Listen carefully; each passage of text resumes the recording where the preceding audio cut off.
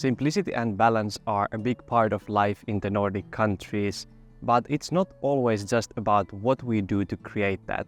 It's also about what we don't do. Sometimes the choices we don't make are just as important as the ones we do. By letting go of certain habits or behaviors, life feels calmer, more intentional, and less cluttered. So in this video, I will share 12 things Nordic people avoid to keep life simpler. The first one is sugarcoating feelings. Here people really value honesty and authenticity when it comes to emotions. We don't feel the need to sugarcoat how we are doing or pretend that everything is perfect when it's not. For example, if someone asks how you are, it's completely okay to say, not that great actually, and then share why instead of the typical, I'm fine, that might be expected in other cultures.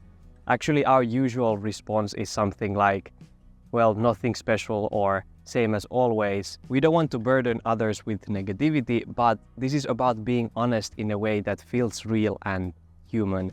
This honesty also extends to how we approach, for example, challenges. Instead of forcing positivity when life gets hard, people tend to accept that some days just are tough and it's okay to feel that way. By avoiding faking your feelings or how your life is going, people can focus this energy on finding real solutions to their problems or simply letting themselves feel what they need to feel. And here I'm not saying that we are perfect with emotions. We are, I think, quite far from that still, but at least in this aspect of life, we are not shy to be kind of our true selves. The second one is overdressing for everyday life.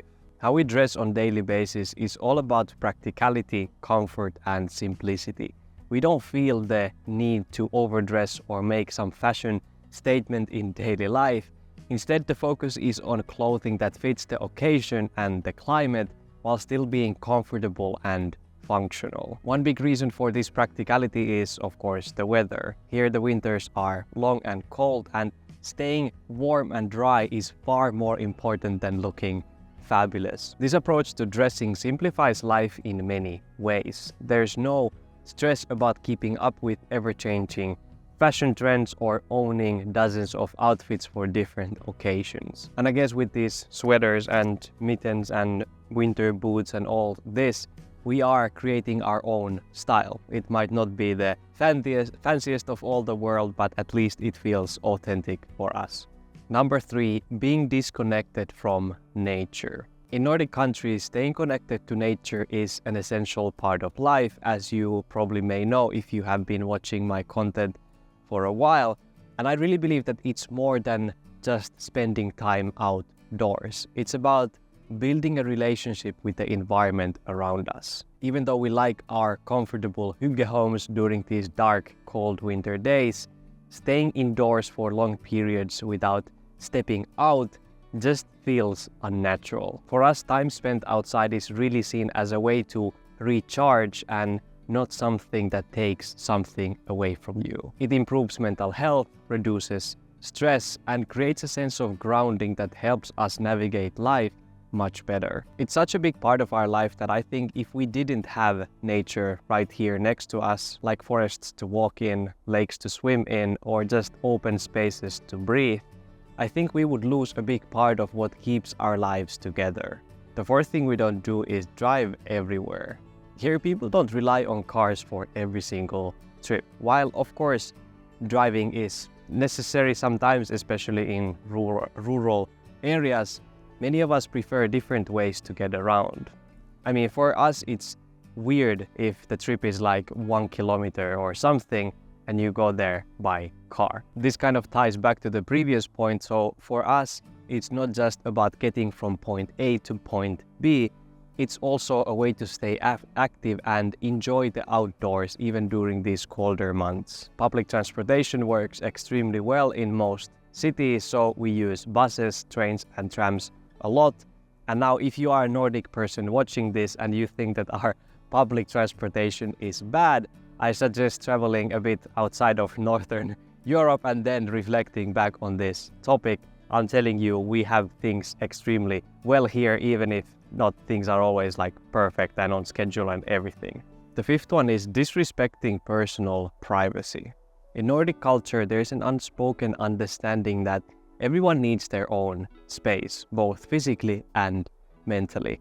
And it is considered very impolite to overstep those boundaries. For instance, people here rarely ask intrusive personal questions. Topics like income, family matters, or relationships are left out of casual conversations unless the other person brings them up. Even close friends or family members respect each other's limits and don't push for details that someone might not want to share. In social situations, we leave enough space for others, and even social visits are thoughtful. It's not really common to drop by someone's home unannounced, expect something from them, or overstay your welcome. And here I'm not saying that you should live this way or that this is the best way to live.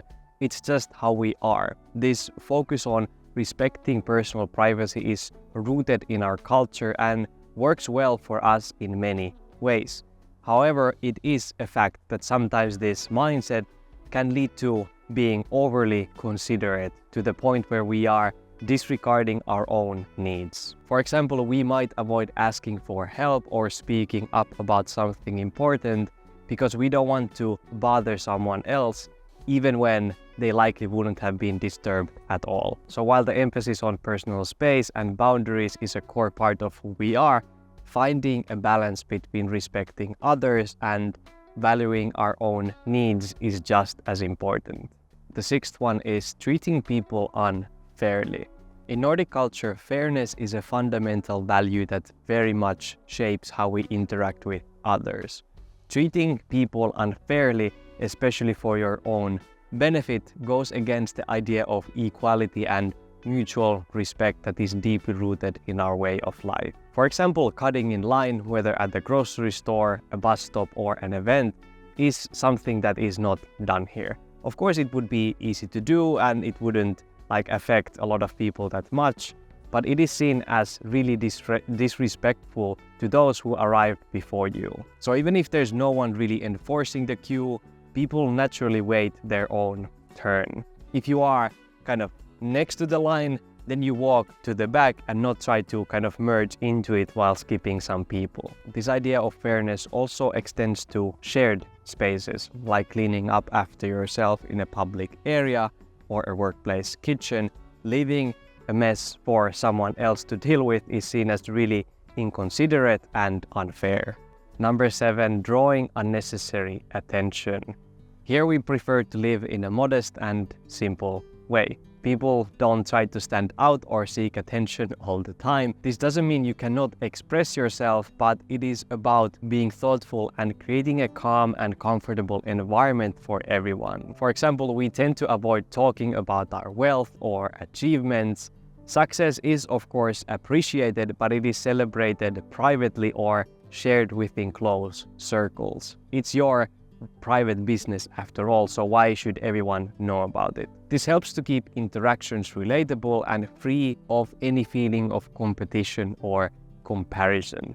These expensive cars, designer clothes, or oversized homes aren't really seen as status symbols. They are often just viewed as impractical. For instance, most families stick to owning just one car or two maximum rather than collecting vehicles to showcase something and boost their ego. By not focusing on appearances or too much on this material success, people have more time and energy to invest in other things. And I think it also keeps a sense of equality in there, so everyone feels that they belong here regardless of what they own or how much they earn.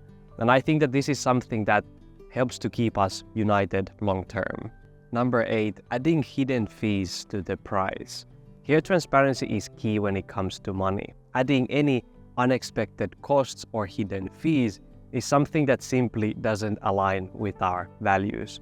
So when you are buying some product or any type of service, the price you see is the price you pay. Our taxes are always included in the listed price, so if an item costs 20 euros, you know that that is exactly what you will pay at the checkout. And I think that this makes it so much simpler for the consumers especially since different products here have different tax rates. And related to this financial simplicity is another unique aspect, that is the absence of a tipping culture. Our restaurant staff, baristas, and other service workers are usually paid fair wages already, so tipping isn't expected or necessary. While you can leave a small tip if you truly want to, it's more of a kind gesture rather than an obligation. 9. Accumulating debt for luxury. While we appreciate quality and comfort here, they are balanced with practicality and financial responsibility.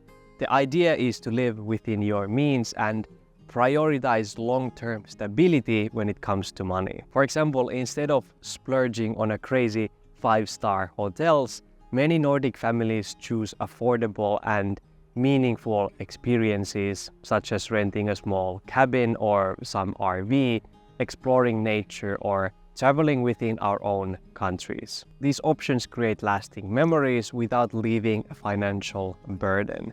Even when it comes to home design, it is not about having the most impressive looking space with some designer furniture pieces, but about creating a home that is comfortable and functional. We believe that having some extra money in your bank account brings more peace of mind and less stress than treating yourself to expensive, like luxurious experiences a couple or a few times a year. The 10th one is overscheduling kids. In Nordic culture, we believe in letting kids enjoy their childhood without overwhelming them with endless activities, especially if they don't want to. I have heard that in some cultures these days, children's lives are filled with so many different commitments like sports, lessons, tutoring, all that they barely have time to catch their breath. While all kinds of extracurricular, I don't know if that's the word, but basically like after school activities like sports or music lessons are common here, there is a balance. A child might play football twice a week or attend one hobby class, but their schedule won't be packed from morning to evening with back-to-back commitments. Instead, kids are encouraged to spend time outside and just play with their friends. We believe that this kind of unstructured time helps them develop creativity, problem-solving skills, and independence. I think that this also reduces stress for parents themselves because they don't feel that they need to be all the time spend time taking kids to from a place to another, or feel any kind of pressure to keep up with other families. And here I have to say that for this video, I didn't research any studies, so I don't know if it is working better, like our approach, if it's better or not, than parents always deciding what their kids should do, but it is just, again, our approach. 11. Overfilling social circles. People here don't really have a need for big social circles. It's completely fine to just spend time with your family and perhaps a couple of close friends. I think we have this approach because it helps us to connect better with people like on a more deeper level, which we really appreciate, because if you had like 100 different friends, it's so extremely difficult to have a good relationship with each of them. So our conversations tend to go beyond polite exchanges. Often we touch on personal thoughts or recent experiences. And I guess that is like one of the reasons why we don't sugarcoat our emotions, as I mentioned before. With fewer but closer connections, you can be more open and honest without having to worry about being judged or misunderstood. In the end, it's less about the number of people in your life and more about how those relationships make you feel. 12. Exaggerated communication. In our culture, communication tends to be calm and thoughtful. People don't really want to interrupt each other or do some wild gestures. People value this clear, direct communication over some dramatic expressions. It's much more about getting the message across in a way that feels respectful and easy to follow. So for example, we are not the people to honk a car constantly when we see friends or clap our hands when a plane lands. That said, joy and excitement are of course part of life here, but they are just expressed in a more quiet and intentional way. People still laugh, people still celebrate and show gratitude, but often in a way that feels more natural to us. A warm smile, a meaningful conversation, or a simple thank you can carry just as much weight, showing that expressions don't have to be loud to be meaningful. Thank you so much for watching. Remember to stay kind and meaningful in your own beautiful journey. See you in the next one.